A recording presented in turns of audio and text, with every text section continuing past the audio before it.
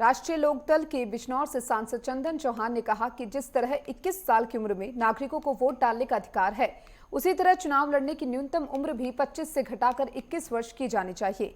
उन्होंने कहा कि इससे युवाओं को राजनीति में भागीदारी का समान अवसर मिलेगा और इन्हीं मुद्दों पर बात की है नेटवर्क 10 संवाददाता से। सुनिए। राजनीति में जब युवा आते हैं तो उनके पास एक विजन होता है, और जब विजन होता है तो निश्चित तौर पे अंतिम पायदान पर खड़े हुए व्यक्ति को भी फायदा होता है। जनता जनता जनार्दन होती है लोकतंत्र में। मेरे साथ मौजूद हैं ऐसे ही एक युवा सांसद चंदन चौहान।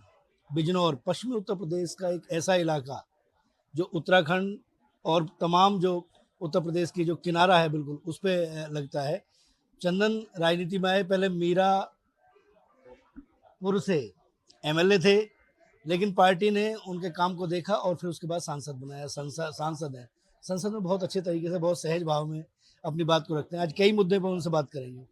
युवा हैं, सबसे पहले तो युवाओं को क्या संदेश देंगे राजनीति में आने के लिए? कोई शॉर्टकट नहीं है मेहनत का।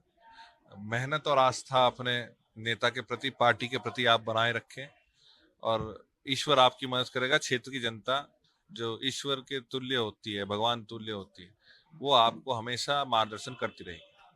चंद्र भाई, एक चीज और, क्योंकि संसद भवन के अंदर अभी जयंत चौधरी भी कह रहे थे कि 21 साल की उम्र में वोट देने का अधिकार है, लेकिन चुनाव लड़ने का अधिकार नहीं है।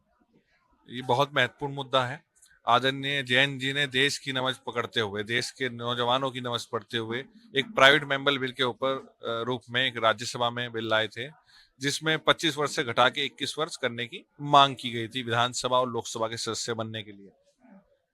उस मांग को बढ़ाते हुए आदरणीय चौधरी साहब के नेतृत्व में वो लोकसभा में भी हमने बिल प्रस्तुत किया है। वो लिस्ट मुझे उम्मीद है जल्द होने का काम होगा और आने वाले समय में भी युवाओं की भागीदारी कैसे सुनिश्चित हो चौधरी चरण सिंह जी की विचारधारा को बढ़ाने के लिए, जो बहुत महत्वपूर्ण है, उसके लिए संघर्ष आदरणीय जैन जी के नेतृत्व में हम सब करते रहेंगे।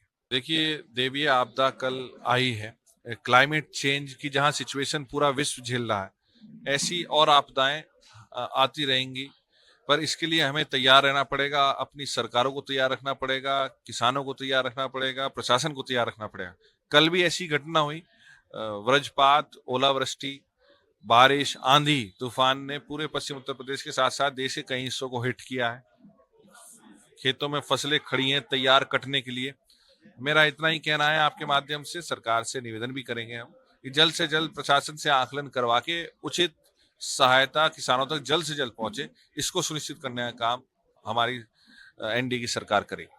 देखिए, देश की एजेंसीज का धन्यवाद देते हैं। सरकार की जो विदेश नीति है, कूटनीति है, उसकी विजय है और आशा करते हैं देश की न्यायिक प्रक्रिया से गुजरने के बाद अपराधियों को उचित जो है सजा मिलेगी और 26/11 के सभी जो हमारे लोग उसमें अपनी जान दी थी उनको न्याय मिलने का काम हो। एक अंतिम सवाल, युवा, आप युवा हैं, युवाओं को अगर राजनीति में आना है तो क्या करें?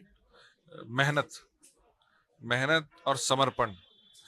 राजनीति कोई शॉर्टकट नहीं है। मैंने जैसे पहला बताया, अपने नेता में विश्वास रखते हुए, अपनी विचारधारा को मानते हुए, जनता के हितों के लिए अगर आप संघर्ष करेंगे तो जनता आपको पल को बिठाने का काम करेगी। ये थे चंदन चौहान। परिश्रम ही सफलता की कुंजी है। कैमरा पर्सन अमित के साथ राजकुमार चौधरी, नेटवर्क 10, दिल्ली।